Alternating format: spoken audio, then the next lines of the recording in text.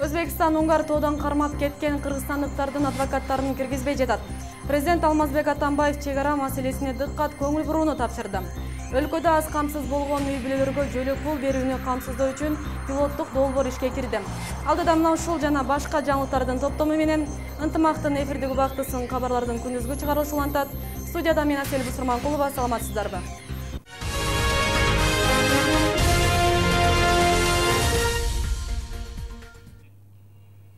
Өзбекстандын күч кызматкерлери Аксыдагы Унгар тоо телемунарасынан кармап кеткен 4 кыргызстандык жарандардын адвокаттарын чегарадан киргизбей жатат. Бул тууралуу бүгүн парламенттеги Өнүгүү Прогресс фракциясынын жыйынында вице-премьер-министр Жеңиш Разаков билдирди.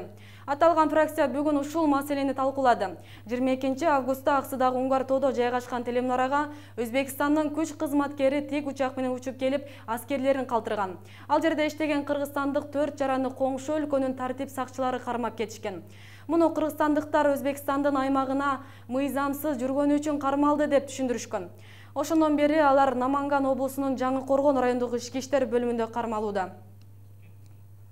Кыргызстан Өзбекстан менен чегара маселесине дыккат көңүл буруп, ага байланышкан көйгөйлөрдү конструктивдүү жол менен чечүүсү керек. Мындай тапшырманы бүгүн президент Алмазбек Атамбаев Коргоо кеңешинин катчысы Темир Жумакадыровду кабыл алган учурда айтты. Жумакадыров Өзбекстандын күч кызматкерлери кармап кеткен 4 кыргыз жаранын кайтаруу боюнча жүрүп жаткан иштер тууралуу маалымат берди.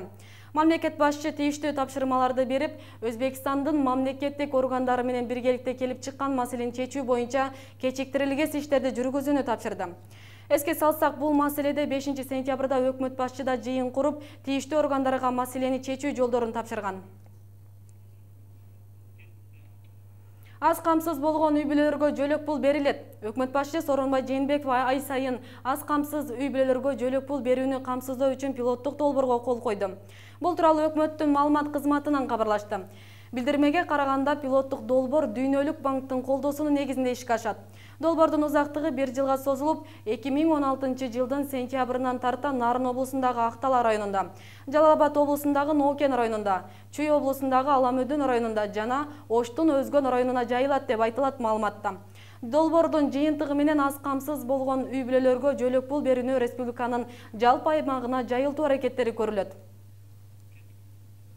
Москвадагы өрттөн каза тапкан кыз келиндердин балдарына депозиттик эсеп ачылды. Бул тууралуу өкмөттүн маалымат кызматынан кабарлашты. Эсеп энесинен айрылган балдарды колдоо үчүн ачылганы белгиленет. Буга чейин 14 кыз келиндин 6-оосунун балдары бар экени белгилүү болгон. Учурда эсеп 11 күнгө ачылды. Кыргыз улуттук университети менен социалдык өнүгүү министрлигинин кызматкерлери бир күндүк маяналарын которууга даяр экендигин билдиришти деп айтылат маалыматта. Атайын эсеп ар бир балага өзүнчө бөлүнгөн.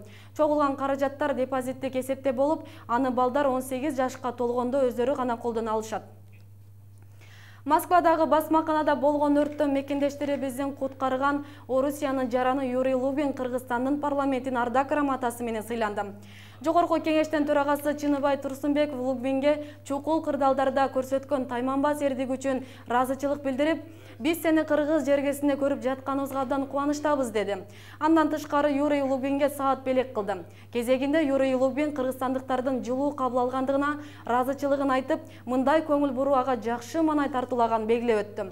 Белгилей кетүүчү жагдай, Москвадагы басмаканада болгон өрттөн кыргызстандыктарды куткаруу ишине Кыргызстандын жарандары да катышкан. Алардын да аты жөнү такталгандан кийин бардыгы сыйлыкка көрсөтүлөт.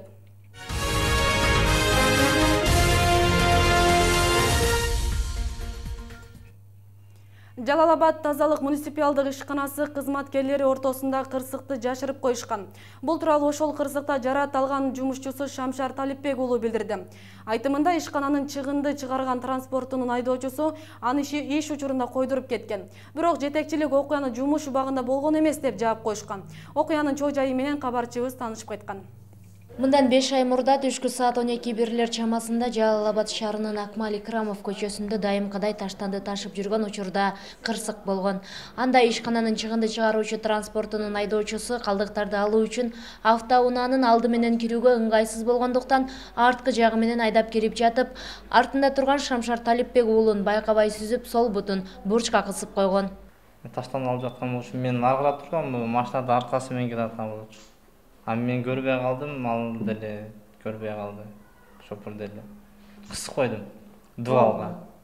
Бурчек дубалга. Айтпаган эди, банчадан чыккандан жумушка алам деди. Кырсык болгон жерде 3 кызматкер болгон. Чушен унаасынын айдоочусу Мирлан Рыспаев, жумушчулар Шамшар Талипбек уулу жана Султан Кочкоров.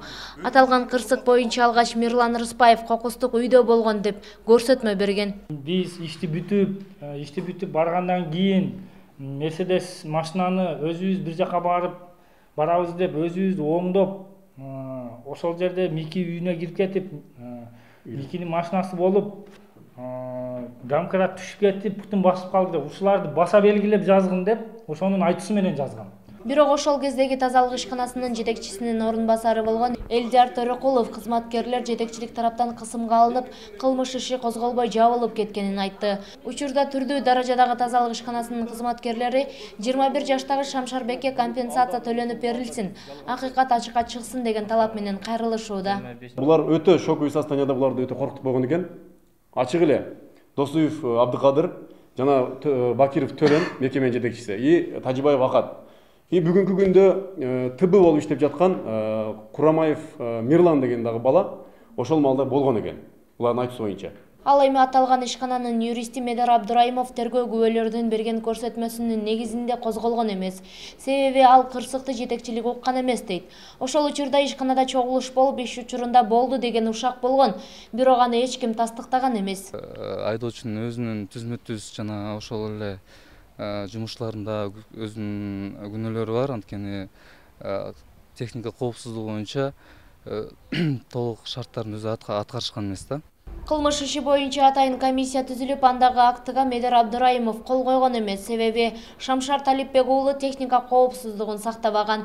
Комиссиянын чыгарган чечиминде Шамшардын күнөөсүнүн даражасы 10% деп өтө аз көрсөтүлгөндүгүнө байланыштуу кол коюудан баш тарткан. Эми кырсыкка кабылган Шамшар Талипбек уулу жакынкы күндөрдө окуя тууралуу шаардык ички иштер башкармалыгына жана сотко кайрыла турган болууда. Кылым жана Азамат кызы Шайыр Зайырбек уулу, Ынтымак, Жалал Абад облусу.